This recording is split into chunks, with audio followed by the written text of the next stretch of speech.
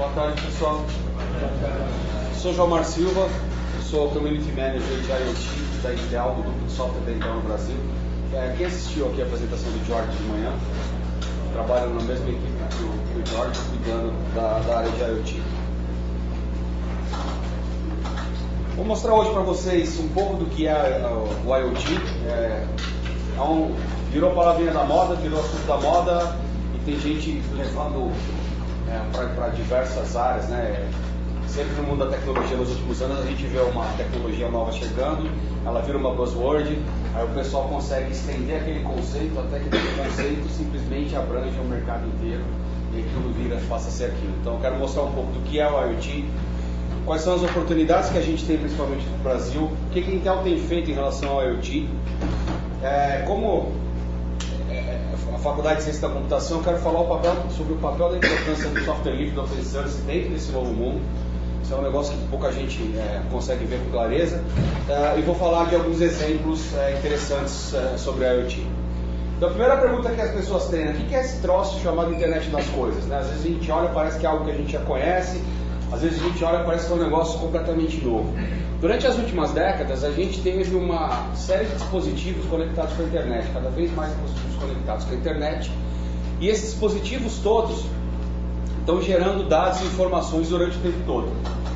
Até então, grande parte dessas informações ficavam limitadas e restritas aos seus próprios sistemas. Ou seja, eu tenho lá o meu smartphone com uma série de apps, que normalmente os dados dessas apps ficavam restritos ao meu sistema, ou no máximo eu conseguia jogar isso para um backup remoto em algum servidor. Dentro de casa, a gente já tem alguma coisa de automação, de sensoramento inteligente, de conectividade com a internet, mas também é uma outra coisa estanque parada no canto dela. E no mundo industrial, a gente já tem há mais tempo uma série de coisas interessantes na área de automação industrial, mas de novo é um sistema que funciona bem quieto no canto dele, não tem conexão com muitas coisas. O que acontece é que a gente já tem bilhões de dispositivos conectados pela internet e isso só tende a crescer. A partir do momento que a gente tem essa profusão de dispositivos conectados pela internet, as possibilidades começam a ficar muito interessantes. A primeira delas é que a gente consiga criar sistemas de sistemas.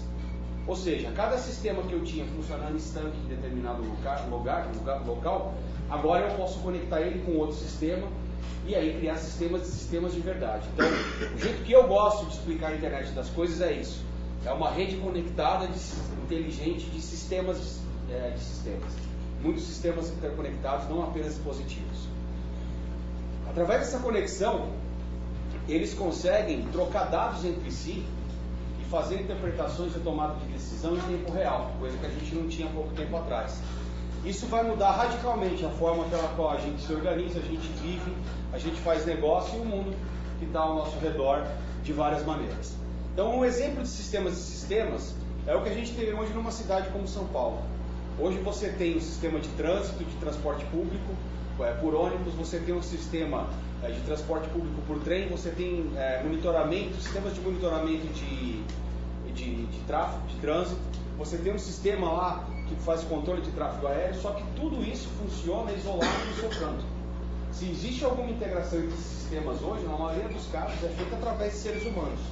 Isso explica o porquê um acidente aqui na Marginal me faz pegar o engarrafamento lá do outro lado da cidade, porque não tem nada que me diga que se eu evitar a rota XYZ, eu consigo escapar do engarrafamento. Hoje em dia quem faz isso é o rádio, ou eventualmente aí o Waze, que é um bom exemplo de sistema inteligente feito baseado no sensoramento remoto. Nós somos os sensores do Waze. Ele é um sistema de sistemas. Ilustra bem o que eu estou falando. O que acontece é que todos esses sistemas estão o tempo inteiro gerando informações e dados. E a partir de agora passa a ser mais provável e mais fácil por conta da tecnologia que eles comecem a conversar entre si e comecem a tomar decisões importantes. Então, eu costumo contar nas palestras de uma situação que eu passei uns anos atrás em Brasília. No aeroporto de Brasília tem uma rotatória grande, que é o grande ponto de entrada para o aeroporto. Tá? Eu estava voltando numa véspera de feriado, voltando de Brasília, por volta das 6 horas da tarde, um motoqueiro sofreu um acidente nessa rotatória e acabou morrendo. Simplesmente aquela rotatória travou, ninguém entrava e ninguém saía do aeroporto de Brasília. Travou a cidade inteira, a fila estava no plano piloto, você não conseguia entrar ou pelo lado ou por fora. E o resultado final disso foi que a hora que eu cheguei para fazer o check-in, meu voo já tinha decolado e eu tive que remarcar a minha passagem. Só que eu não estava sozinho, tinha mais de 100 pessoas na fila para remarcar a passagem. Ou seja, um avião decolou vazio e 100 pessoas tiveram que passar a noite no aeroporto. Não é o tipo de situação em que talvez fosse inteligente algum sistema ter alertado a companhia aérea e dito: olha, ninguém vai chegar no aeroporto, atrasa esse voo, porque se eles atrasassem meia hora o voo, todo mundo voltava para casa feliz e contente. A encrenca foi tão grande que teve gente que só conseguiu voltar no outro dia à noite de Brasília porque os outros voos estavam todos lotados. Então, é um exemplo do que um sistema integrado, inteligente, poderia ter feito para evitar que eu passasse uma noite sentado no banco do aeroporto com mais 100 passageiros lá. O interessante é que a partir do momento que a gente tiver essa cidade com todo o monitoramento de tráfego controlado, interligada, ela passa a ser simplesmente mais um sistema para um outro sistema. Por exemplo, o sistema da cidade vizinha. Eu moro no ABC e venho para São Paulo todo dia. Não adianta São Paulo ter um sistema de controle de trânsito maravilhoso de primeiro mundo, né? Se a cidade lá onde eu moro, Santo André, não tiver. Quer dizer, como é que você consegue escalonar e fazer com que eles trabalhem de forma conjunta para um mínimo de fluidez no trânsito? Então, cada sistema desse vai formar um outro sistema e a partir daí a gente começa a ter possibilidade de conectar uma infinidade de coisas na internet e começar a ter dados muito mais precisos em tempo real, para tomada de decisão em tempo real. Esse estudo aqui, ele cruza dados do IDC, da Intel e das Nações Unidas, e ele mostra que a estimativa é que em 2020 a gente vai ter 200 bilhões de dispositivos conectados à internet. Eu já vi há 2 semanas atrás um estudo parecido que já está falando em 220 bilhões, tá? E esse número está aumentando. Isso aqui equivale, para vocês terem uma ideia, se não me falha a memória, 26 dispositivos por habitante do planeta. Tá? Para eu que sou nerd, isso é uma excelente notícia. Cada vez que eu quero comprar um treco novo, a minha esposa reclama, eu falo: olha, em 2020 eu tenho que estar com 26. Eu estou com 4 hoje. Então eu tenho uma banda para poder investir. O interessante é que a gente olha aqui para esse número e fica assustado e às vezes não repara nesse aqui. 2015 vamos ter 15 bilhões de dispositivos. 2015 é daqui a alguns meses. Se em 2015 vamos ter 15 bilhões, a gente está perto disso. Mas onde é que esses trecos estão que a gente não vê? Alguém vê a IoT no dia a dia aqui? Acha que faz parte da vida? É meio difícil ainda, né? O negócio está um pouco distante.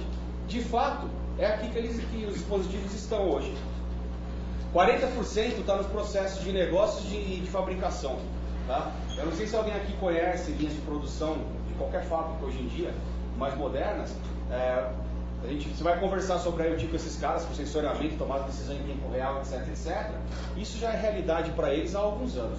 Tá? Um exemplo disso que ficou famoso há uns anos atrás é como o Walmart faz, a Amazon faz o roteamento de pacotes deles, e o próprio Walmart também faz o tratamento de pacotes de forma eletrônica. Então você compra qualquer coisa, tudo é processado eletronicamente através de muita inteligência. Isso já existe há alguns anos.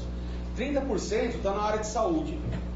Aqui tem um fato interessante: eu tive um problema torci o tornozelo outro dia, fui fazer uma radiografia no Einstein.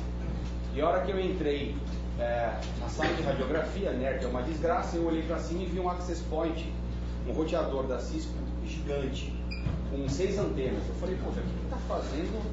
Né? Ou alguém da TI enlouqueceu e resolveu instalar um access point no andar aqui dentro da sala de radiografia, ou isso aqui está aqui por outro motivo, né? A máquina de raio-x deles não usa mais filme. Ela tem uma placa gigantesca, grandona assim, que é um sensor de raio-x. Ele coloca aquilo dentro da máquina, ele bombardeia o teu corpo com raio-x. Aquele sensor capta a informação em tempo real e transmite via Wi-Fi para a máquina do cara que está dentro da salinha. É tudo digital. Tá? E aí eu acabei ficando quase 40 minutos batendo papo com o técnico lá. Ele me mostrou como é que o sistema funcionava, onde aqui a bateria, quanto tempo durava, e começamos a conversar sobre outras coisas que já existem no dia a dia do hospital e são todos dispositivos inteligentes e conectados. É coisa que a gente de fato não vê no dia a dia, e pelo que ele disse, essa tecnologia de raio-x já é algo que está ficando bem popular no Brasil. 8% está na área de retail. A gente tem um produto lá da Intel, que a primeira vez que eu vi aquilo, eu fiquei até um pouco assustado. Todo mundo está acostumado a andar no shopping e ver uma TVzinha mostrando filminho, foto, fazendo propaganda, né? A gente tem uma na Intel agora, que é uma TV igualzinha a qualquer outra, né? Só que ela tem uma câmera em cima. Aquela câmera capta quantas pessoas estão passando na frente da TV, quantas pessoas estão olhando o que está sendo mostrado, quanto tempo cada pessoa olha, qual é o sexo, a faixa etária de cada pessoa. Ou seja, através de uma interface super simples eu posso dizer assim, olha, durante o dia de programação no shopping hoje, se estiver passando muita criança, são essas propagandas que você tem que mostrar, se for muita mulher é essa aqui, se for muito homem é essa aqui, e você separa, segmenta todo o teu público e deixa o carinha trabalhando lá. Simplesmente que de acordo com a audiência que está passando no corredor do shopping, ele consegue trocar a publicidade que ele está mostrando para atrair mais gente. E o mais legal, ele consegue te dar um dado estatístico no final do dia dizendo, olha, essa propaganda aqui, ó, teve 50 pessoas que pararam para olhar, essa daqui ninguém quer saber. Você consegue ir lá e otimizar a tua campanha. Tá? É outra coisa que a gente passa no shopping, uma TV. Né? Tem muita coisa inteligente rodando por trás disso. 7% está na área de segurança e 4% em transportes. Quando a gente olha esse monte de número, está faltando alguma coisa importante aí, né? Que é a eletrônica de consumo, que é a nossa casa, é o que a gente usa no dia a dia. E aí está a primeira grande oportunidade que o IoT está gerando para a gente. Tive um professor na minha pós, que um dia ele soltou essa frase aqui no meio de uma aula, eu achei muito legal. Ele disse que problema é tudo aquilo que tem solução. Se não tem solução, não é problema, é um fato. Eu virei a internet para descobrir a fonte dessa frase, quem disse isso, porque eu duvido que tenha sido da cabeça do meu professor. É capaz que tenha sido. É capaz que tenha sido. Não, daquele lá não é. Não é. E aí eu achei interessante quando eu comecei trabalhando com a IoT, porque a gente vê essas novas tecnologias, a primeira coisa que qualquer um pensa, eu vou melhorar o que já existe. Isso aqui é feito assim, eu vou automatizar, eu vou deixar mais rápido, etc. A segunda coisa que a gente pensa, eu posso interligar o sistema A com o B agora, tirar informação, extrair, cruzar um dado que sai do Twitter com um dado do Facebook e colocar um sensor no shopping e fazer tal coisa. E aqui a oportunidade interessante, essas soluções estão chegando ao consumidor final e principalmente é a hora da gente começar a solucionar o que não tinha solução. Ou seja, vamos olhar para trás, ou vamos olhar para o nosso dia a dia, vamos ver aquelas coisas que a gente acha que é fato e falar, com a luz dessa nova tecnologia talvez eu consiga resolver isso aqui de alguma forma inteligente. Então eu gosto de alertar as pessoas sobre isso, porque no mercado brasileiro, quem vai dar essa solução, quem vai encontrar isso aí são vocês. Tá? Você vai ter empresas de fora vindo para cá oferecendo uma série de soluções, produtos, etc. Mas a gente tem uma série de especificidades no Brasil que vai precisar e vai demandar muita mão de obra local. Tá? Um exemplo disso, eu conheci há pouco tempo atrás um pessoal que fez um projeto de monitoramento de cisterna no Nordeste. Algumas prefeituras das regiões mais afastadas lá têm o serviço de entrega de água em cisternas de casas. O problema é que o processo que eles estavam usando agora, em 2014, acabou a água da cisterna do cara, o cara vai até a prefeitura e avisa. A prefeitura leva 3, 4 dias para ela entregar um caminhão-pipa. Tá? E não faz isso por maldade nem por incompetência, porque era o jeito que eles sabiam fazer. E pior, a logística não era otimizada, então às vezes o caminhão vai até uma fazenda, entrega o caminhão, entrega água, volta com metade da água, para que ele chegar na prefeitura descobrir que tinha uma outra no meio do caminho que também está precisando, porque o cara foi naquele dia. Então o garoto fez usando o Arduino e monitoramento através de rede 2G de dados, que é super baratinho. Ele fez um monitorador de cisterna, a prefeitura hoje consegue saber exatamente onde é que a água vai acabar, e antes que a água seca e a família passe necessidade, ela consegue dizer, olha, o caminhão essa semana vai fazer esse roteiro aqui e abastecer tais casas. Tá? É só um exemplo de tecnologia que a gente foi feita para atender a uma necessidade específica nossa aqui no Brasil. Então, por favor, comece a estudar a sério esse tipo de coisa e acreditem em vocês, porque são vocês que vão desenvolver os produtos inovadores. Eu vou mostrar alguns depois. A gente hoje tem condição de desenvolver as nossas soluções aqui no Brasil e competir no mercado. A Intel tem hoje produtos que abrangem toda a linha do que eu falei de indústrias ou de verticais industriais em que o IoT está envolvido, tá? Desde a área médica até a área de energia, passando por transporte industrial, retail e comunicações. E por que isso é importante para quem desenvolve software? Porque a gente está falando de uma única arquitetura de processador, que faz desde o Quark, que é o processador pequenininho que a gente tem no Galileu, até o Xeon, que é o processador que está lá no data center dentro do servidor. O importante isso para o desenvolvedor de software é que o teu código é portável por toda a plataforma. Ou seja, eu comecei o projeto dimensionando para rodar, por exemplo, num Quark. Em determinado momento eu cresci demais no meu código, a minha funcionalidade, preciso de mais processamento, eu simplesmente troco ele pelo Atom e o meu código vai rodar. Eu não vou precisar reescrever o código inteiro ou voltar para a bancada. Grande parte do que eu já fiz vai funcionar de cara. E dependendo das tecnologias, linguagens e bibliotecas que vocês usarem, de fato é você trocar o processador e continuar o teu projeto com mais capacidade de processamento. Outra coisa é que durante a integração das várias camadas que você tem envolvendo um projeto de IoT, é muito mais fácil quando você já conhece, domina e tem experiência numa única arquitetura. E o papel do Open Source, do software livre nisso tudo? Hoje, quando a gente olha o que é que existe de fato no mercado, a gente vai encontrar Linux em todo o stack. Essa é a grande verdade. Tá? Hoje em dia, quando vocês pegam placas como Intel Galileu, Raspberry Pi, que está rodando dentro delas é Linux. Se você começa a pegar gateways industriais e gateways de comunicação que já estão começando a aparecer no mercado, a maioria deles usa o Atom, você vai ver que o que está rodando lá dentro dele também é o Linux. Tá? E aí você vai até o servidor que está lá na nuvem explorando todos esses sensores. Né? As pessoas normalmente não associam uma coisa a outra, mas quando eu tenho 1 bilhão de dispositivos gerando informação em tempo real de um lado, eu preciso ter alguém do outro lado consumindo e tratando essas informações em tempo real. Tá? Então, o Big Data, que a gente escuta falar já há algum tempo, e que muita gente achava que era um negócio muito desconexo ou específico para alguns tipos de projetos científicos, etc., ele na verdade virou data center do que a gente tem de IoT. Tá? Quem tem hoje, trabalha com sistema de IoT, que tem muito sensor, muito dispositivo, ele vai precisar ter uma interface, vai precisar ter um back-end de Big Data para poder tratar esses dados. 2 projetos que eu queria chamar a atenção de vocês, específicos de software livre. O primeiro deles é o projeto Yocto. Alguém já escutou falar do Yocto aí? O Yocto ele é um projeto que te ajuda a desenvolver uma distribuição Linux embarcada. Tá? Alguém já tentou escrever um Linux do zero, usando o Linux from scratch? Tá? Dá um trabalho desgraçado. Dá um trabalho, né? É um negócio que acho que todo mundo devia fazer uma vez na vida.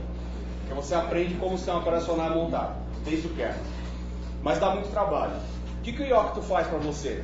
O Yocto é um projeto que ele tem um esqueletão, ele na verdade vem de uma série de outros projetos ao longo do tempo, inclusive do Open Embedded. Mas basicamente o Yocto é uma coleção de scripts que ele gera uma distribuição Linux para você. Então você diz para ele quais são os pacotes que você quer que tenham nessa distribuição Linux, quais são as especificidades de cada pacote, ele faz toda a análise de dependência entre pacotes, ele faz o download de todo o código-fonte, faz a compilação, faz a verificação e os testes na ordem adequada. Tá? Então, com o Yocto, você consegue desenvolver uma distribuição Linux absolutamente enxuta, rodando só com aquilo que você de fato precisa. Porque lembra, a gente não está trabalhando com o i7 ou com o i5. A gente está trabalhando com o Quark, que é um processador que tem baixo consumo de energia. Normalmente a gente vai estar numa placa com limitação de memória, com limitação de storage e outras limitações de hardware. Então a gente precisa otimizar de fato o que está rodando aí. E o legal do Yocto é que você consegue desenvolver esse teu Linux customizado para o teu projeto. Tá? Quando a gente tem, todo mundo aqui acho que tem um roteador sem fio, certo? De vez em quando não tem que instalar um upgrade de firmware no seu roteador sem fio. O que você está fazendo ali nada mais é do que jogando uma imagem nova do Linux. Tá? Tem muito roteador que inclusive usa o Yocto para gerar aquela própria imagem. Então o teu upgrade de firmware na verdade é instalar uma versão nova do Linux que roda nesse teu dispositivo. E o Yocto ele cobre essa área aqui. E a Intel tem um grande envolvimento com o software livre e não para no sistema operacional. A gente tem bastante investimento feito no Hadoop, que é o software para Big Data, que está lá do outro lado da nuvem, como eu falei para vocês, consumindo os dados em tempo real, dessa infinidade de sensores e dispositivos que a gente tem conectados na nuvem hoje em dia. Para vocês terem uma ideia do trabalho de desenvolvimento da Intel com software livre, com open source, isso aqui eu sou membro da comunidade de software livre do Brasil, acho que desde 2004, fazem 10 anos. Eu só fiquei sabendo disso depois que eu entrei para a Intel. A Intel é a segunda maior contribuidora do kernel do Linux hoje. Tá? Na verdade, isso aqui é o dado anual, né? Nos últimos 6 meses a gente passou a Red Hat. A Red Hat está alcançando a gente de novo agora. Tá? Mas a Intel tem uma quantidade gigantesca de engenheiros trabalhando exclusivamente com o desenvolvimento do Linux e uma quantidade gigantesca de engenheiros trabalhando exclusivamente com o desenvolvimento de projetos open source, como é o caso do Hadoop que eu mostrei para vocês.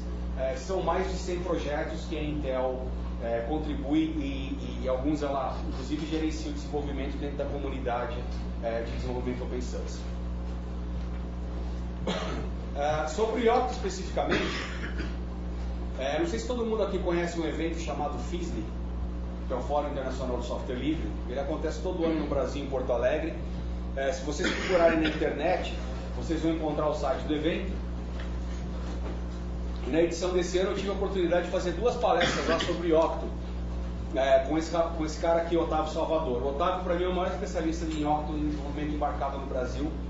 Quem quiser aprender mais com o Yocto, o Otávio acabou de lançar um livro sobre o Yocto, está à venda na Amazon.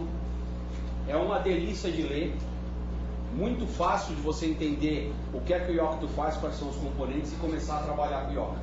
Eu recomendo fortemente o livro, se não me engano, comprando a versão digital dele, sai coisa de R$20, tá? E eu realmente recomendo. Eu aprendi a trabalhar com o Yocto na base da porrada e na tentativa e erro, e lendo um monte de tutorial e documentação, tá? O livro dele dá o caminho das pedras certinho. Quem quiser ter uma ideia melhor do que é o Yocto, a gente fez uma palestra junto, o vídeo dela está disponibilizado aqui, eu vou deixar os slides depois, tá? Tem uma palestra que eu fiz com o Otávio, que ele conta toda a história do projeto e como é que ele te ajuda a reduzir o time to market do seu próximo produto embarcado, que é isso de fato que ele traz. E depois a gente fez uma oficina de como otimizar um Yocto para o Galileu. Não sei se todo mundo aqui conhece o Galileu, eu vou falar dele depois, mas é a placa de desenvolvimento da Intel. Tá? Então quem tiver um Galileu, alguém tem um Galileu aí? Alguém já viu o Galileu? Logo logo vocês vão ter o Galileu na mão, aí para vocês deixarem ele legal, do jeito que vocês querem, é importante aprender a trabalhar com o Yocto. Agora alguns exemplos de IoT que eu acho que vale a pena destacar. Tá? Se eu fosse citar os exemplos que eu acho legal, a gente ia passar a tarde aqui conversando sobre o assunto. Eu pensei alguns que são bem interessantes. O primeiro deles é o Nest. Todo mundo conhece esse produto? Bom, o Nest é um termostato. Aí você fala, poxa, mas por que é tão inovador no termostato? Nos Estados Unidos, grande parte do que as pessoas gastam para manter as suas casas está relacionado com aquecimento. Né? E normalmente isso é feito de forma manual. Então, um amigo que comprou o Nest logo que saiu lá me contou que ele saía de manhã de casa, ele e a mulher para o trabalho, os filhos para a escola, passar o dia inteiro, e aí o que ele fazia é que ele baixava o termostato da casa dele para ficar em torno, sei lá, de 19, 18 graus. Né? Porque durante o dia não vai ficar ninguém em casa. Se ele desligasse lá fora tivesse temperatura negativa, dentro de casa começa a congelar tudo, dá problema. Se ele deixa muito fria a casa, na hora que ele entra depois, até a casa aquecer, demorava demais. Se ele deixa a casa muito quente, gasta muito dinheiro. Então ele acabou encontrando lá um jeito de fazer, mas mesmo assim tinha esse desconforto. Tem que chegar em casa, a casa está gelada, aí reduz tal, e cada vez que o cara quer mexer no termostato, ele tem que ir lá e regular individualmente. Esses caras aqui, a Nest foi uma empresa criada por 10 pessoas, 10 engenheiros desenvolvedores. Eles resolveram criar um termostato que, além de ser fácil de usar, fosse inteligente. Então, a primeira coisa que surpreendeu quando eu conheci o Nest é a facilidade que você tem de instalar ele em praticamente qualquer residência. Ele tem uma compatibilidade de pinos gigantesca com quase todos os termostatos que você tem nos Estados Unidos. Então, praticamente não importa o termostato que você tem na tua casa, compra o Nest e você consegue ligar ele lá. A operação dele é super complexa, né? Normalmente você fala, pô, termostato, temperatura, essa parte metálica em volta é um disco de dial, você aumenta e abaixa a temperatura ali. É só isso que tem que fazer. Tá? Ele tem um app no celular que você consegue controlar remotamente. Então você consegue medir a temperatura da tua casa e controlar de fora. Agora o mais legal, o Nest aprende o teu padrão de regulagem da temperatura. Ou seja, depois que você está uma semana usando o Nest, você não precisa mais mexer nele. porque ele sabe exatamente que hora esquentar, que hora esfriar, e acaba que você esquece que você tem um termostato em casa, porque a hora que você chega em casa a temperatura está do jeito que você quer, a hora que você sai ele baixa e tem o modo economia, etc. A empresa foi fundada por 10 pessoas, foi vendida para o Google por uma soma que, se não me lembro, foi 3,2 bilhões, eu não lembro se foi 3,2 ou 32 bilhões. Procurem na internet que tem essa história lá, mas o Google comprou a empresa segundo esse meu amigo que comprou o Nest na casa dele lá, o produto se pagou em 3 meses. Tá? Além, fora o conforto da família toda. Tá? O que ele faz basicamente, ele fica monitorando a temperatura da casa, controlando o aquecedor e trocando dados com a nuvem o tempo inteiro. É evidente que a inteligência dele não está no dispositivo em si, ela está na nuvem que analisa aqueles dados em tempo real e toma todas as decisões. Tá? E você consegue fazer o controle remoto. Quem quiser mais informações está aqui. Eles estão vendendo agora um treco que eu tenho vontade de comprar para ter aqui no Brasil, que é um detector de fumaça para você colocar na casa, em vários cômodos. Né? A gente não tem a gente não se preocupa com esse tipo de supérfluo aqui no Brasil, né? Nem detector de fumaça nem de gás, né? Até o dia que a casa a gente explode e pega fogo. Então lá tem, não é tão caro assim, e você consegue colocar, ele também monitora nível de CO2, monitora a temperatura, etc. É um negócio que nos Estados Unidos é acessível a ponto de você poder colocar aquilo em vários cômodos da casa. Eu recomendo dar uma olhada nesse site. O segundo produto que eu acho bem legal é esse Goji. Ele é uma fechadura eletrônica. Uma fechadura eletrônica para a porta. Tá? Primeira coisa legal que ele tem é uma câmera embutida. Cada vez que alguém para na tua porta, ele tira uma foto para saber quem é. A segunda, ele opera através do smartphone, tanto através de comunicação via nuvem, Wi-Fi e conexão com a internet, quanto através de NFC. Tá? Então, eu não sei quanto a vocês, mas eu moro em apartamento e eu odeio pegar o carrinho de compra quando eu chego do mercado. Aí eu consigo fazer aquela bela Teresa de sacola nas duas mãos, subo parecendo o Hércules. Quando eu paro na porta de casa, eu tenho que destravar a porta. Aí eu sou obrigado a tirar a minha obra de arte no chão para poder destrancar. Com o Goji, custa acho que $129. A hora que você chega perto da tua fechadura, ela detecta teu smartphone e destrava a porta. Mais legal, você consegue autorizar smartphones de outras pessoas a destravar a tua porta em determinados dias e horários. Então, para quem tem empregada doméstica, um amigo ou alguém que vai usar a tua casa para qualquer coisa, você consegue cadastrar o smartphone dele e quando ele chegar, ele pede para abrir a fechadura. Tá? Ela tem mais uma série de funcionalidades e para quem é meio paranoico com segurança ou se preocupa, puxa, e se a bateria acabar e se a internet estiver fora, não entra em casa, né? A hora que você vira o displayzinho dele, tem um buraco para entrada de chave, ele na verdade se adapta a qualquer fechadura que você tenha nos Estados Unidos e aqui no Brasil também há muitas delas, tá? Isso aqui custa, como eu falei, acho que $129 e um amigo outro dia foi para lá, eu não lembro se foi na Best Buy ou na Fry's, ele assistiu uma palestra minha numa das lojas, ele tirou foto da fechadurinha vendendo lá, tá? Quem for para lá, pode economizar um dinheirinho que vai gastar. Esse aqui é outro produto que eu achei bem interessante, chamado SenseMother, porque ele utiliza uma tecnologia de gateway para comunicação com a internet das coisas. E quando a gente fala de usar gateway, dá a impressão que eu estou falando em comprar um hardware super sofisticado, que vai ser difícil para qualquer um mexer, né? Isso aqui é o seguinte, esses 4 carinhas são 4 sensores inteligentes e isso aqui é um gateway de IoT. Esse cara aqui você deixa dentro de casa, conectado na internet, com segurança, com configuração específica, tudo certinho. E esses caras aqui você programa para diversas atividades ao longo do dia. Por exemplo, eu posso dizer que esse verdinho aqui, de manhã, ele vai servir para monitorar o caminho que minha filha faz para ir para voltar da escola. Mas quando chegar na escola, eu quero que ele passe a monitorar o quanto ela tem se movimentado. Porque ela fica falando que ela brinca com as amigas, que ela corre na hora do intervalo, e eu desconfio que ela passa o tempo inteiro no Facebook, no celular. Então eu consigo programar diversas atividades para cada sensor desse. Eles têm GPS, tem acelerômetro, tem uma série de outros sensores.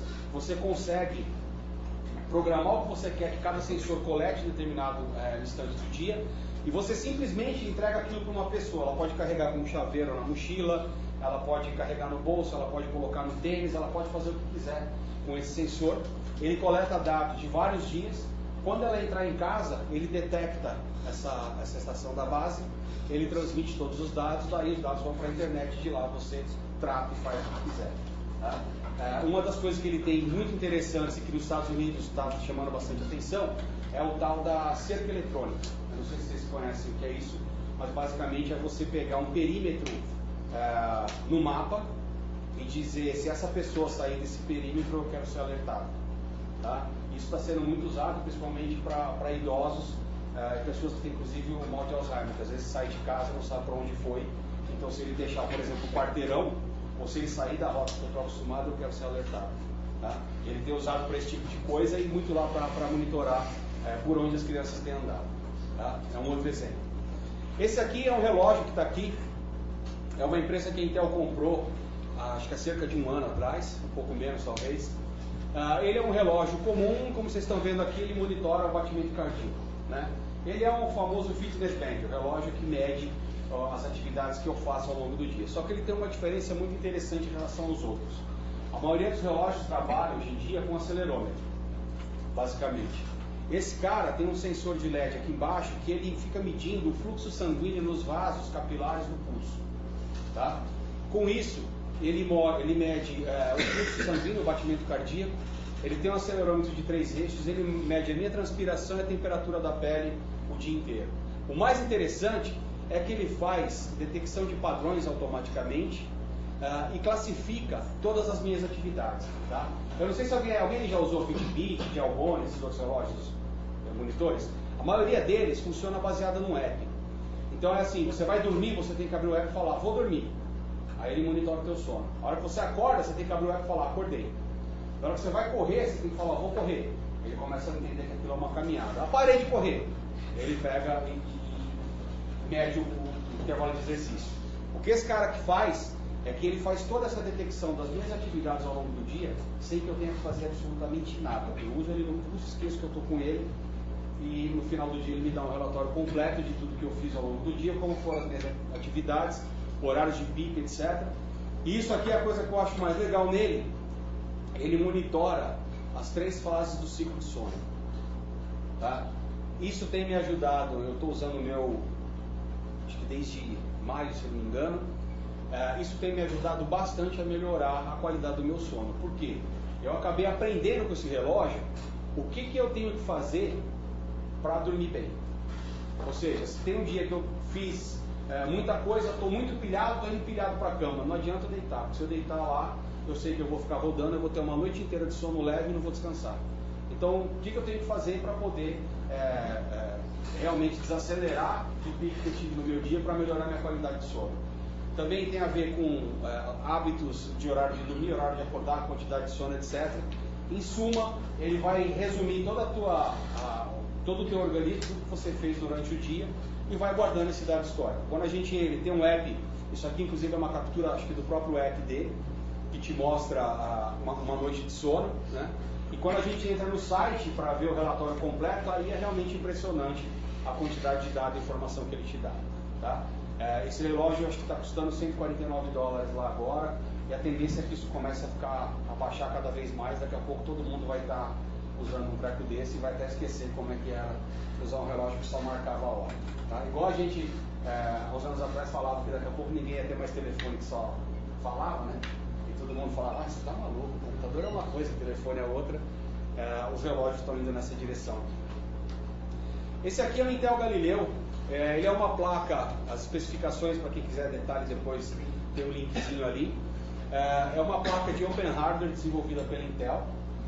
Ele é compatível com Arduino, toda a pinagem aqui é compatível com Arduino Uno. Ele roda com base num processador Quark, que é o melhor processador que a Intel tem, que ele é equivalente a um Pentium. Ele tem 2 interfaces USB, uma client e uma host, ou seja, eu consigo conectar ele como se ele fosse um dispositivo em algum outro equipamento. Tem uma interface de rede, tem uma entrada para cartão SD, de onde a gente boota o Linux dele. Ele já tem um Linux rodando dentro, mas a gente customiza e faz o que quiser colocando o segundo SD. E embaixo ele tem uma plaquinha PCI Express. Você pode conectar uma placa Wi-Fi e conectar ele com a internet sem fio. Tá? Existem diversas aplicações que você pode fazer com ele. Uma delas que eu costumo mostrar em palestra, acabou aqui na hora que eu cheguei, não deu tempo de montar o circuito, mas essa apresentação que eu estou fazendo, ela é uma apresentação que está toda feita em HTML5. Tá? o meu web server dessa apresentação normalmente é o Galileu. Tá? Então eu ligo o Galileu, a minha apresentação roda lá dentro e eu rodo a apresentação de dentro dele. Tá? Você consegue programar ele em praticamente qualquer linguagem de programação, desde que você consiga gerar um Linux com suporte a ela. Então, a Intel está anunciando hoje um kit para desenvolvimento de IoT lá nos Estados Unidos, num evento chamado ITF. Recomendo vocês visitarem a nossa página de IoT no final do dia, que ela já deve estar no ar. E com esse kit de desenvolvimento que vem da Intel, a gente consegue programar em Shell Script, C, C++, JavaScript com Node.js e Python. Tá? Já tem gente que colocou Java dentro do Galileu, você consegue também programar em Java, enfim, independente da linguagem que você quer programar, se você conseguiu colocar o pacote dela e o suporte dela dentro do teu Linux, por isso é importante saber trabalhar com Linux, você consegue acessar. Tá? O Galileu dentro do Linux, eu não sei se vocês já programaram com GPIO dentro do Linux, mas todos os pinos do Galileu aqui, de entrada de sensores e de motores, etc., saída para motores, você consegue ativar de dentro do barramento de GPIO do Linux. É super simples de trabalhar e você passa para um outro nível do desenvolvimento. Normalmente a gente brinca com o Arduino. Quem já brincou com o Arduino aqui? Ele é bem fácil de trabalhar, você consegue trabalhar com os sketches. O Galileu suporta os sketches do Arduino, né? Só que ele começa a ficar interessante de verdade quando a gente entra debaixo do capô. Tá? Então eu gosto de brincar com o Galileu, por exemplo, usando o Node.js. Eu fui Community Manager HTML5 da Intel durante alguns anos. E eu gosto de trabalhar programando em JavaScript. Me sinto bem na linguagem e o que eu gosto dele é que, como vocês viram, ele não tem interface gráfica. Ele não tem placa de vídeo. A gente joga o Node.js aqui dentro, eu ganho de brinde um servidor web. E ali eu consigo implementar uma API REST e consigo dar entrada para o mundo externo, para a internet principalmente, para a minha plaquinha. Esse aqui é um exemplo de uso do Galileu, que foi bem interessante. O pessoal da Telefônica desenvolveu esse projeto, que é um kit de IoT deles. Tá? Aqui a gente tem uma placa, um shield do Arduino, que tem um push button, tem um sensor de som, de umidade, de temperatura e de luminosidade. Eles desenvolveram esse projeto originalmente com o Arduino, só que você precisava do Arduino conectado a um PC. Aí no PC você tinha um software rodando em Node.js, coletando dados dos sensores via USB do Arduino e aí mandando esses dados para a nuvem. Tá? Aí o pessoal da Telefônica conheceu o Galileu e falou, poxa, eu não preciso mais do PC. Então com o Galileu a gente consegue coletar os dados dos sensores e mandar para a nuvem. Tá? O projeto funciona muito bem, é só espetando ele na tomada, ligou ele fez qualquer conexão à internet, pode ser por 3G inclusive, você consegue mandar os dados para a internet e a partir daí fazer o que quiser com eles, por exemplo, fazer uma aplicação para acessar remotamente esses dados. Tá? Queria convidar vocês para conhecer o espaço do desenvolvedor da Intel, é o nosso site da área de software da Intel, software.intel.com.br, para já cair na página em português.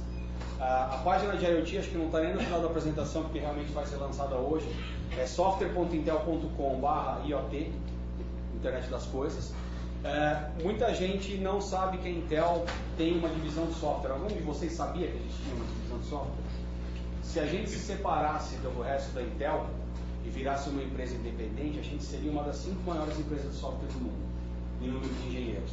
Tá? Então existe muita gente trabalhando com software na Intel e o nosso papel, basicamente aqui no Brasil, é trazer e disponibilizar para vocês, desenvolvedores brasileiros, as tecnologias de ponta que a Intel está fazendo lá fora. O legal é que a gente faz isso para e passo com o que está sendo feito lá fora. Tá? Então isso que eu estou falando do site de IoT da Intel está sendo lançado hoje no mundo inteiro, vale para o Brasil também. Quem quiser acessar e começar a interagir através do site, o endereço é esse aqui, a gente tem comunidades de diversas tecnologias lá. Tá? O Jorge cuida da comunidade de Android, ele esteve aqui hoje cedo. Eu cuido de IoT, a gente tem um pessoal que trabalha com HTML5, com desenvolvimento utilizado para Windows também. Então é uma fonte de referência interessante. Tem muito conteúdo em português, a gente tem fórum em português e tem gente no Brasil inteiro trabalhando com o desenvolvimento dessas tecnologias. Para finalizar, talvez o Jorge já tenha falado de manhã, mas dia 24 e 25 de setembro, a gente vai fazer aqui em São Paulo, no Senac lá de Santo Amaro, um evento chamado Intel Innovation Week. Ele vai ser o maior evento de tecnologia da Intel esse ano aqui no Brasil e a gente vai ter 2 dias de palestras técnicas. Tá? Com diversas trilhas das tecnologias que a gente trabalha. No dia 25 vai ter uma trilha específica de internet das coisas de IoT, quem quiser ir está convidado. A inscrição é gratuita, pode ser feita através do site. Se alguém quiser ir, eu recomendo que corre rápido lá, porque as vagas são limitadas e a gente está tendo muita procura pelo evento. Tá? No dia 24 a gente vai ter na sessão de abertura a participação de 4 vice-presidentes mundiais da Intel. Esses caras estão trazendo algumas demos de fora, que são coisas que normalmente a gente não vê aqui no Brasil. Então o evento vai ser bem legal para quem gosta de tecnologia de ponta e quer saber o que está acontecendo de inovação na indústria de TI inteira. Obrigado pela atenção. Aqui está o link para a página que fala especificamente dos projetos Open Source da Intel. Dali a gente encontra o IOP, etc. Se vocês trocarem OSS por IoT, a partir de hoje, eu não testei, mas eu acredito que já está no ar a página de internet das coisas. Lá vão ter informações sobre o Galileu, que já está na segunda versão. Aquela placa que eu mostrei na foto para vocês é o Galileu da primeira geração ainda. E o kit de desenvolvimento da Intel também já suporta o Edison. Eu não sei se vocês conhecem, o Edison é um chip que a Intel, é um PC do tamanho de um cartão SD, que a Intel anunciou no começo do ano. Esse kit de desenvolvimento que a gente roda no Galileu, ele também roda no Edison, você consegue trocar o processador e a plataforma bem rápido. Tá certo? Se alguém tiver alguma pergunta, acho que a gente tem uns 15, 20 minutos para conversar. Quando você cria um sistema de sistemas, os hackers não ficam mais perigosos? Olha, segurança faz parte do projeto de qualquer sistema. Eu acho que o hacker não fica mais perigoso ou menos perigoso pelo fato de ter um sistema desse. Eu acho que o cuidado que você tem que ter na hora de criar o seu sistema, e principalmente o cuidado que o teu usuário tem que ter na hora de utilizar, é um negócio que tem que ser levado em consideração. Então, tecnologia de segurança para proteger e blindar isso muito bem hoje já existe. Tá? O problema são as pessoas usar. Antes de vir para cá, eu fiz uma palestra com uma série de jornalistas na Abril. E eu mostrei uma série de coisas, e aí uma das jornalistas me perguntou: mas e o cara não invade? Né? Tinha uns 40 jornalistas na sala. Eu falei: tá bom, gente, quem aqui tem uma senha, quem aqui compra o roteador Wi-Fi, espeta na tomada e acha bobagem com esse negócio de senha? A metade levantou a mão. Eu falei: aí não dá para reclamar do hacker. Tá? Então, é verdade, é verdade. Quando a gente olha para o IoT, a segurança que tem que fazer é o usuário. Tá? Imagina o seguinte: isso aqui coleta dado meu 24 horas por dia. Qualquer pessoa que tiver a minha senha de acesso a esse site sabe exatamente o que eu estou fazendo. Tá? Consegue saber muito da minha vida olhando isso aqui. Quem tem que tomar cuidado, o site lá usa todas as tecnologias de segurança de praxe, tá certo? Agora, se eu for lá e colocar a senha 1, 2, 3, 4, eu tenho mais que ser roubado. Não é verdade? Não é verdade? A gente quando fala de segurança da informação, normalmente as pessoas vêm falar pra gente de segurança da informação como se fosse algo que a tecnologia não resolveu ainda. Isso não é verdade. A tecnologia já resolveu muita coisa. O que a tecnologia não resolveu foi o ser humano ainda. É verdade. Grande parte dos problemas que a gente teve no passado recente do Brasil, de vazamento de foto, de vazamento de conteúdo das pessoas, foi através de phishing ou através de chute de senha. Então não teve assim um grande mega servidor para tentar roubar a foto da atriz A, B ou C. Tá? Foi um Zé Mané com um phishing bobinho lá que conseguiu pegar o dado dela. Então o elo mais fraco da segurança ainda é o usuário.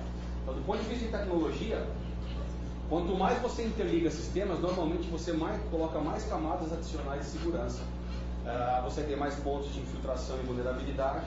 Agora, a partir do momento que todo mundo trabalha de forma séria dentro desse ambiente, né, você consegue se dar bem. A Intel especificamente tem uma empresa que é a McAfee, que vocês conhecem provavelmente por conta do antivírus da McAfee, né? Mas a McAfee tem uma série de produtos para segurança que abrangem o IoT, e uma outra empresa que também faz parte do grupo da Intel trabalha especificamente com segurança para o mundo embarcado. Tá? Então tecnologia existe. Agora o cara botar senha 1, 2, 3, 4. A esse respeito, eu li um artigo do Etevaldo Siqueira, que em geral é bem informado, de que os crimes chamados cibernéticos, crimes na internet, estão aumentando exponencialmente e existe uma previsão de que a internet vai explodir por causa disso. vai se tornar inviável. Você sabe alguma coisa a esse respeito? Isso é de grandes empresas, bancos, etc. Não fica sabendo. Mas a quantidade de crimes que estão ocorrendo parece aumentando. A minha opinião pessoal e ela já vem de alguns anos, eu tive a oportunidade de participar bastante desse debate sobre segurança da informação há cerca de 4 ou 5 anos atrás, quando a gente teve o início da discussão do Marco Civil da Internet. Porque a iniciativa era que se imputasse aos usuários grande parte da responsabilidade sobre o que acontecia na rede. Isso não é necessariamente uma grande ideia, não era naquela época pelo menos. Aí o que é que a gente acabou tendo de muito de discussão em torno disso? Hoje em dia, para você dirigir um carro na rua, você precisa de carta de motorista. Você precisa ser treinado. Se você entra em qualquer empresa do mundo para operar uma máquina, você vai ser treinado. Agora, nós, comunidade de TI mais antiga, convencemos o mundo inteiro que para usar um computador, você não precisava de treinamento nenhum. E isso, infelizmente, não é verdade. Depois a gente inventou a internet e convenceu todo mundo que para se conectar na internet era um negócio tão simples que qualquer um podia. Infelizmente, é outra mentira. A gente tinha que ter ensinado melhor as pessoas. Então, o que acontece hoje, na minha opinião sincera, é que o ponto vulnerável de toda a cadeia de exploração de segurança ainda é o usuário. Tá? Eu recebo por dia, numa das minhas contas de e-mail, 5 a 6 phishings diferentes. E estão melhorando cada vez mais. Eu recebi um ontem que foi até engraçado, de uma grande magazine, né? Me mandou lá, tá aqui o recibo da sua compra. Eu olhei aquilo, se fosse a minha mãe tinha clicado. Você está falando de usuários, pessoas físicas. Essa previsão se aplica a empresas. Porque empresas estão sendo atacadas. Sempre que a empresa é atacada, você tem algum ponto que foi o usuário que fez alguma coisa errada. Tá? Não, a maioria das fraudes que acontecem hoje no Brasil, em algum momento algum usuário comeu uma bola. O caso mais emblemático disso, eu não sei se vocês conhecem o Kevin Mitnick, que é aquele hacker americano que ficou preso muitos anos. A maior invasão que ele fez, que foi numa operadora de telefonia, eu assisti uma palestra dele uns anos atrás, foi super engraçado, porque ele não usou um computador para invadir o sistema dos caras. Ele usou uma linha telefônica, ele se passou por um funcionário e foi fazer engenharia social até que ele simplesmente chegou no banco de dados de acesso de todos os assinantes da operadora XYZ. Então, a negligência acontece com o usuário final e, infelizmente, ela acontece com o profissional também. Porque o profissional, no dia a dia, para ele fazer alguma coisa com segurança, levando em consideração a segurança, ele vai ter 3 vezes o trabalho. E, infelizmente, a maioria das pessoas ignora isso. Vamos deixar assim mesmo, depois a gente dá um jeito, a hora que vai descobrir que está tarde demais. Então, o que eu acho que devia acontecer é que a disciplina de segurança de informação devia ser obrigatória na formação de qualquer profissional de TI, para ele entender o impacto das decisões que ele está tomando, do que ele está fazendo, no destino da tecnologia. Tá? Infelizmente, hoje, a maior parte desses ataques cibernéticos que a gente vê, eles são feitos de forma distribuída, e o senhor pode ter certeza absoluta. Sempre teve algum ponto de vulnerabilidade que foi explorado, e por trás daquele ponto de vulnerabilidade tem erro humano. Tá? Ou é gente que deu senha, ou é gente que não aplicou o patch de segurança que devia em sistema, ou é gente que não seguiu a orientação correta na hora de fazer a implementação daquele sistema. Porque muita gente às vezes fala, não, mas está usando o produto da empresa A ou da empresa B, ou porque não é Linux, ou porque é Linux, etc. Não é. O fato de você só usar o open source software livre na sua solução não significa que ela é segura. Tá certo? Se você fizer errado, ela vai ser pior do que uma solução de código fechado. Então, eu acho que o que está faltando de verdade é os profissionais de TI, principalmente, começarem a entender esse problema da segurança, começarem a levar isso em consideração no momento zero do projeto que você desenvolve, né? E tentar conscientizar cada vez mais os usuários disso. Tá? Eu estava comentando de manhã, eu vi isso recente dos amigos da área de segurança, sobre o cálculo de entropia de senha. Né? Qual a melhor forma de você colocar senha? Hoje em dia, em muita empresa e em muito sistema, virou um inferno você colocar senha. Né? Porque o cara perde uma letra, um número, um caractere especial, uma gota de sangue de unicórnio, né? E um pedaço de dente de dragão. Poxa, você fazer isso uma vez, tudo bem, mas 50? que esses caras descobriram? Foi um grupo de hackers. Eles descobriram que se você tenta fazer um ataque de força bruta em cima de uma senha, quanto mais comprida for a senha e mais desconexas forem as palavras que estão dentro, mais difícil vai ser, você multiplica exponencialmente o número de tentativas que a pessoa precisa invadir.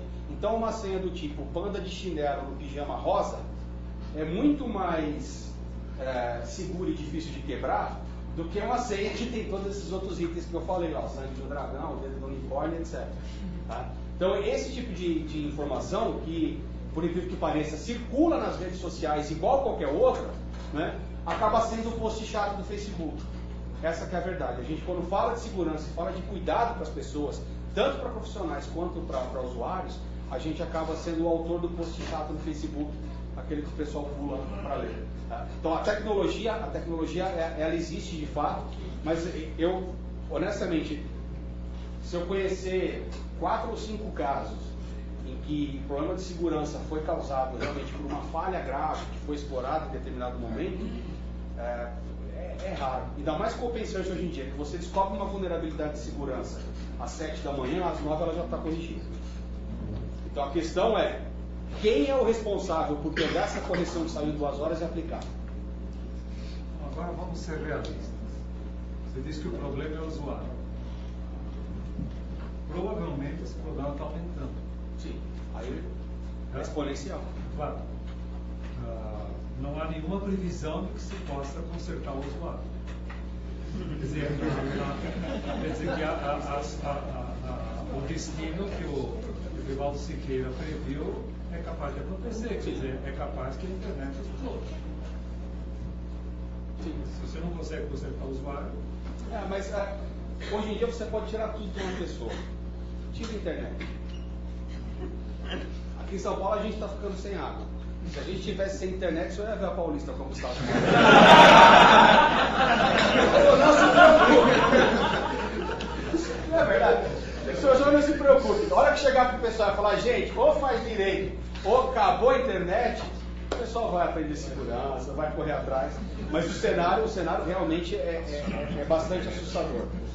Os números, e o pior é a conta. Você concorda com isso? Concordo. O pior é a conta que a gente paga por isso, porque a gente paga essa conta na taxa bancária porque tem o risco de fraude, a gente paga essa conta na taxa de uma transação eletrônica qualquer que você faça, no preço do produto numa loja, a gente acaba pagando essa conta.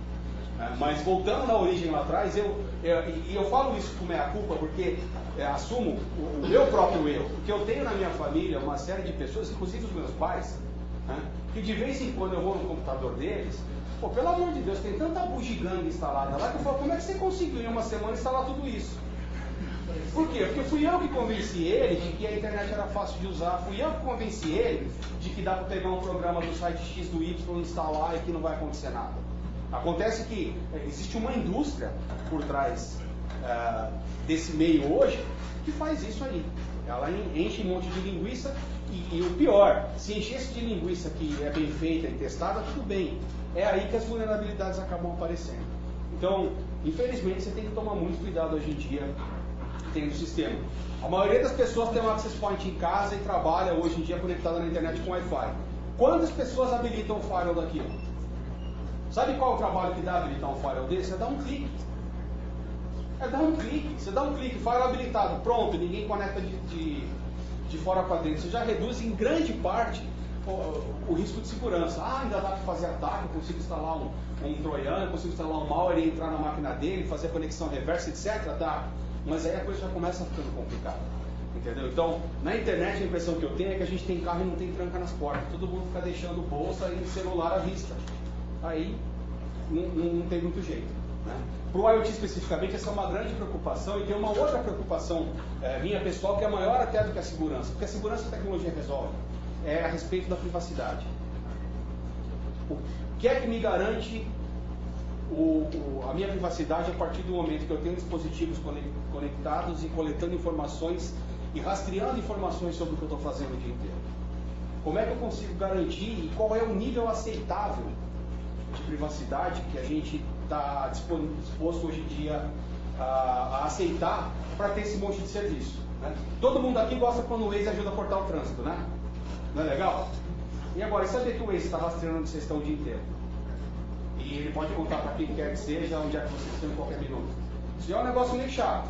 Mas na hora que a gente olha, fala, para escapar do trânsito, eu aceito isso.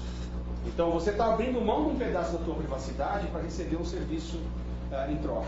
Então essas duas questões elas estão sendo amplamente debatidas hoje em dia. Os Estados Unidos têm até uma comissão tratando dessa questão da privacidade e essa discussão está começando a chegar no Brasil. Não só a questão da segurança, mas também da privacidade dentro do IoT.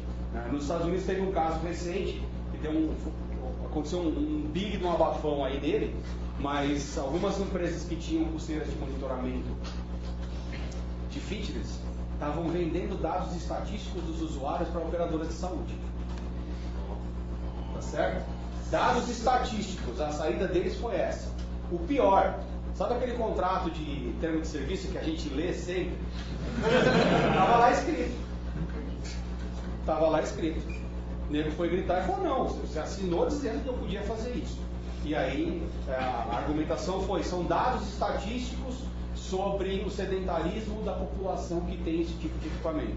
Agora, o que é que impede o cara de chegar para o teu convênio e falar, olha, tá correndo? Tá correndo nada, olha aqui, ó. A pulseirinha dele falou que dorme o dia inteiro, ó, toma cerveja, tá vendo? Come porcaria, porque tem uns desses agora que estão saindo que vão monitorar também o que você come. É verdade. É gordo, tá lascado. Eu me peguei para Jesus, ó. Não tem mais desculpa, não tem mais. Né? A geladeira vai digitar se você pegou porcaria. O relógio vai marcar, não vai ter mais uma folha. A geladeira vai terminar. A polícia agora pega no pulso para tirar seu relógio. Pronto. Você acha que esse negócio da geladeira vai pegar? Da geladeira? É tudo uma questão de uma coisa tão americanada, tão é grande, né? Simples. É grande. Mas se custar R$1.000, eu acho que, olha... Você falou de automóvel, falou de hospital, isso tudo tá bem. Mas essa história de que vão colocar chip em qualquer coisinha, no papel higiênico... Por que não? Para Tem mais faísca. Tem os exageros. Olha o chip no papel higiênico. No micro-ondas, por exemplo. Eu gosto de dar o exemplo do Twitter da geladeira, porque para gordo é um pesadelo aqui. Eu não consigo me imaginar ainda abrir a geladeira e o cara tentando, não, lá 3 da manhã, não pegar. Pô, para, me deixa quieto no meu canto. Mas, de fato, a tecnologia vai chegar cada vez mais em todas essas coisas. O custo do dispositivo está caindo drasticamente. A gente hoje, eu mostrei de manhã, anotem o endereço do site, desculpa isso de colocar na apresentação, iotlist.co. É um grande indexador de projetos de internet das coisas. Tá? Lá, o senhor vai ficar encantado. Assim, as últimas que eu vi lá é um fone, um alto-falante Bluetooth dentro do chuveiro. Tá? Chuveiro no meio dele, alto-falante Bluetooth. Então o cantor de chuveiro agora fica profissional. E o que eu achei muito interessante é um dispositivo para escanear, através da análise de fotos, quais são os ingredientes que tem em determinado prato de comida. Isso é dispositivo para começar a ser vendido no final do ano, agora não custa caro não. Por que surgiu isso aí lá? Foi uma mãe que tinha uma filha com intolerância a glúten e ela cansou de sair da mesa do restaurante para o hospital da filha. Porque avisava que a menina tinha intolerância, os caras garantiam que não tinha glúten na comida, trazia o prato, ela põe na boca, dava reação e tinha que correr para o hospital. E aí ela começou a correr atrás daquilo lá, isso era um fato na vida dela, né? Ela transformou num problema. Então ela correu atrás de tecnologia, conseguiu desenvolver um dispositivo que é um pouquinho maior. Isso aqui é muito legal ver a demo no site, né? Você pega o produto, escaneia e te alerta e diz o que tem lá dentro. Então um exemplo que eles dão, ele pega um salgadinho, escaneia o salgadinho e dá um alerta, ó, tem gordura trans. Opa, vamos ler aqui no ingredientes, não está falando. Aí o cara fala, por quê? O FDA americano diz que se tiver acima de tanto, é obrigado a colocar. Então os caras deixam no limite para não ter que colocar e diz não fala nada. Então é cheio desses truques, né? Um outro produto que ela pega tem um conservante lá que era base em chumbo, se não me engano, um conservante maluco lá, que assim, destrói o organismo. E é comum numa área da indústria, os caras não colocam aquilo com destaque. Entendeu? Então ela desenvolveu esse dispositivo. Pode parecer piada, mas de repente daqui 3, 4 anos isso aí vira um negócio que vai custar 200, 300 reais e começa a ficar acessível para todo mundo ver. Tá? isso aí, pessoal. Espero que vocês levem a sério essa história. Vale a pena estudar um pouco mais e descobrir as tecnologias que estão por trás dessa revolução de IoT para vir. Porque a geração que vai chegar no mercado e vai pegar esse negócio subindo é de vocês. Então, quanto antes vocês começarem a olhar com atenção, lembrando dessas questões de segurança e privacidade, principalmente, mais rápido vocês conseguem fazer alguma coisa bem legal com isso aí. Tá joia? Muito obrigado.